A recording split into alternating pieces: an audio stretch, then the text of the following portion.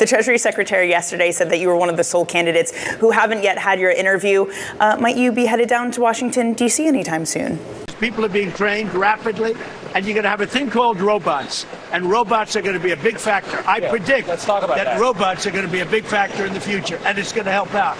While everyone is distracted by headlines, something far bigger is unfolding. Blackrock is taking over the Federal Reserve. Billions are being funneled into Venezuela, and the president, well, he's warning us about 6G. These events aren't happening in isolation. It's all part of a plan, and by the end of this video, you'll understand who really benefits from all this carefully generated chaos. And we have to start with this tweet from Kristi Noem, because she pretty much lays it all out in the open. In this post, she announces the creation of a new DHS office that will oversee drone systems and anti-drone systems. She goes on to say these technologies will be used to keep us safe during festivals, public gatherings, and historic events. Let's be honest here. She's basically telling us that we should expect to see DHS drones flying over our cities, and probably sooner than most people realize. Now, I don't know how you feel about that, but let me show you what this immediately reminded me of. The police will be on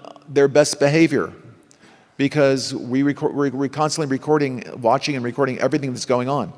Citizens will be on their best behavior because we're constantly recording and reporting everything that's going on. And it's unimpeachable. Same thing, we have drones. If there's something going on in a shopping center, and I'll stop, a drone goes out there, get there way faster than a police car. There's no reason for, by the way, high-speed chases. You shouldn't have high-speed chases between cars. You just have a drone follow the car. I mean, it's very, very simple.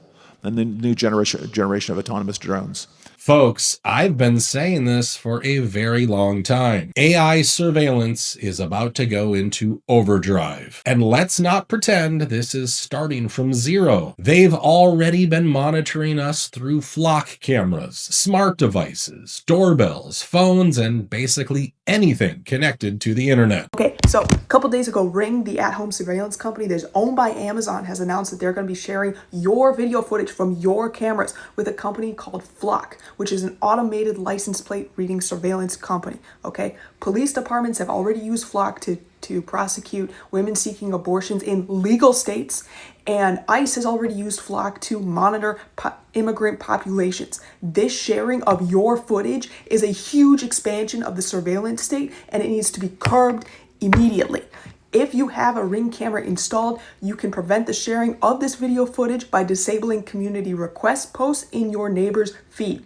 But when you are able to, you should replace your Ring system entirely. Ring, at this point, should be considered government spyware and treated as such. Now they're taking it to the skies. But honestly, even drone surveillance might end up looking tame compared to what's coming next with 6G technology. So we're into 6G now. I just finished 5G. I was a leader on 5G getting that done. And now they're up to 6. Let's do it again. What does that do? Give you a little bit deeper view into somebody's skin? See how perfect it is? I like the cameras the old days. So they just had a nice feature. Now they cover every little. Let's see, Michael, you're in good shape. You're not gonna. But I tell you, it's the 6 is coming, huh? It's coming. The president may sound like he's joking here, but what he's saying isn't wrong at all. The same engineers building the 6G infrastructure have openly admitted that this technology can track people inside their own homes. This is where 6G is coming. Every generation of wireless, it's a problem to solve. 2G was about making sure everyone in the world could have a telephone. 3G, connecting the phone to the internet. 4G, giving broadband to a mobile device and turn that into a computer. 5G is to allow all of us to have unlimited data rates and have mission-critical communication. What is 6G? 6G is designed for AI. So in addition of the networks making connectivity and give you faster connections, will sense everything around you. For example, we run experiments. We put our radio into a room, and you can have a baby in a crib, and just as the baby inhale and exhale and his chest moves, you have a disturbance in the RF environment, and we can actually get the heart rate monitor from the baby in the receiver of the radio. You take the AI to the next level, you can actually get facial recognition of everybody in the room.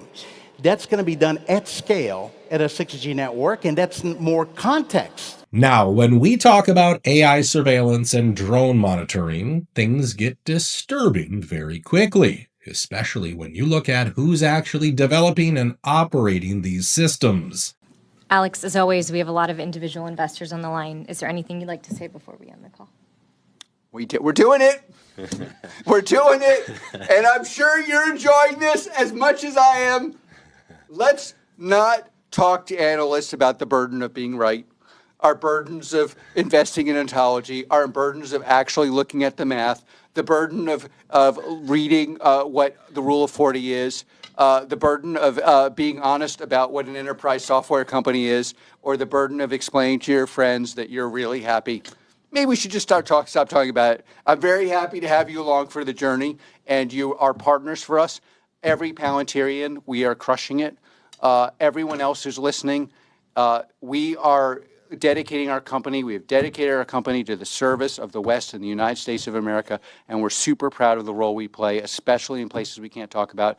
And we love our success in the U.S. and globally. Also, we are doing in the United Kingdom and many other places. Palantir is here to disrupt and make the institutions we partner with the very best in the world, and when it's necessary, to scare enemies and on occasion kill them. And we hope you're in favor of that. We hope you're enjoying being a partner, and we're really happy and very, very focused on what we're doing. Thank you for your time. Again, I don't know about you, but the idea of handing over billions of dollars to these people for domestic surveillance just doesn't sit right with me. And at the same time, we're being told that robots replacing blue-collar jobs is somehow a good thing. We're going to have tremendous workforce availability. We're also going to have robots helping us. We're going to have a lot of robots helping us because we need it. And because we're going to town, we're building a lot between the AI and the auto plants. So we're going to need robots. We're going to have robots. Now people can have electric, they can have gasoline, they can have hybrid. But are they going to have people to build these cars? The CEO of Ford said not long ago he's got 5,000 open mechanic jobs. He can't find people willing and able to build them. That's a good thing, Tony. That means it's vibrant. You could also have things where you have so many people and they can't get jobs. It's true. We are doing so well, it's hard. Now, what's going to happen is people are being trained rapidly, and you're going to have a thing called robots. And robots are going to be a big factor. I predict that robots are going to be a big factor in the future, and it's going to help out. But you have a situation now where our economy is doing so well that it's not that easy to get people.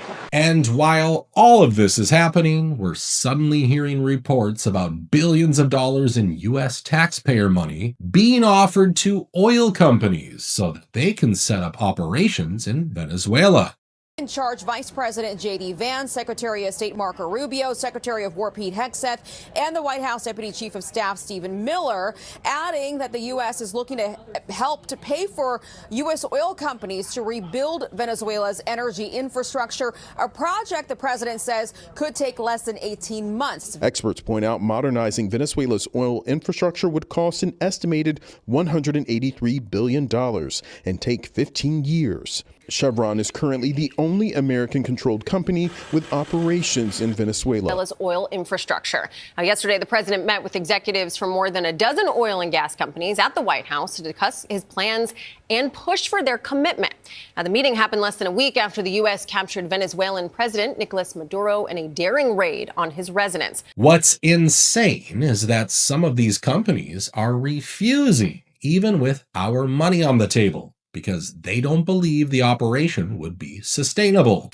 I'll just share a philosophy that ExxonMobil has when we enter countries, because we do business all around the world in a number of different regimes. We take a very long-term perspective. The investments that we make span decades and decades, so we do not go into any opportunity with a short mindset, short-term mindset. And there's a value proposition that we have to meet. It has to be a win-win-win proposition. Obviously, it has to be a win for the company and our shareholders and to generate a return for the investments that we make. It has to be a win for the government. If we look at the legal and commercial constructs and frameworks in place today in Venezuela, today it's uninvestable. And so significant changes have to be made to those commercial frameworks, the legal system. There has to be durable investment protections, and there has to be a change to the hydrocarbon laws in the country.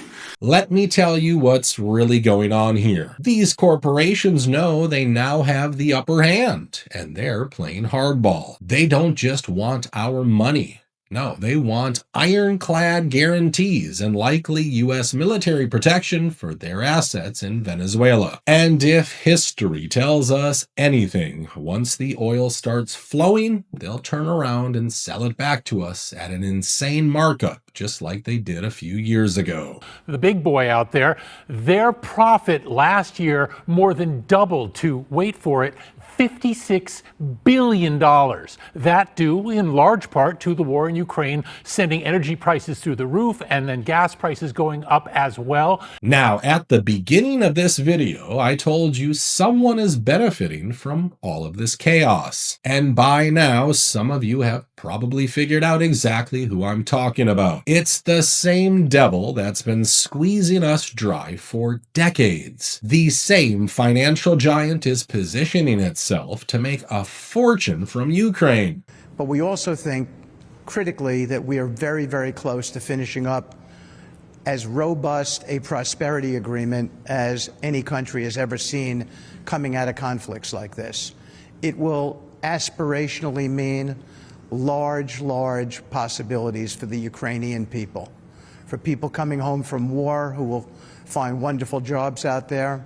We're working with Blackrock, Larry Fink in this endeavor, and we think it's going to be very, very important for the people of Ukraine. And we believe that a robust economy correlates and works directly with these security protocols. Of course, I'm talking about Blackrock, and this evil company appears to be inching closer to controlling our financial future. You've probably heard the rumors that Jerome Powell may be nearing the end of his tenure as Fed chair. According to reports, President Trump is allegedly interviewing Rick Ryder, a senior Blackrock executive, for the position. They seem to want to interview you for the top spot at the Fed. Treasury Secretary Besson has said he's going to start those interviews today. Are you going to Washington?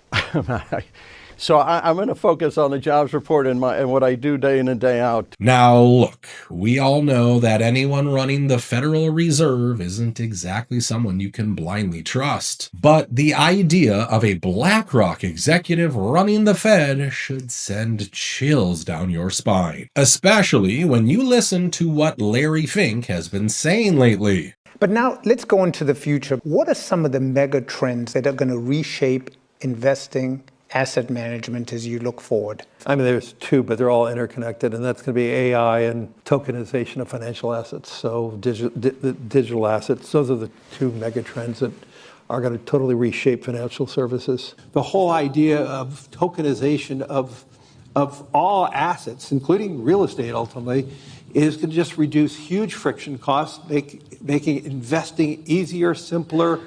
You could, as the secretary was talking about this one account, you could do this all through your app, and it's going to allow a more, I would say, a free-flowing process of investing. And here's the bigger picture. I told you all the pieces were falling into place. The financial system, surveillance technology, government contracts, global conflicts. It's all lining up perfectly for people like Larry Fink to tighten their grip on our financial freedom. Soon, one of his close associates could be running the Fed. At the same time, BlackRock already holds massive stakes in the very surveillance companies preparing to erase what little privacy we have left. And if that wasn't dystopian enough, These same asset managers have corporations, governments, and industries wrapped around their fingers, ready to be paid billions more just so they can become even more powerful. It's a nightmare in every sense of the word, but you will never hear that from the legacy media.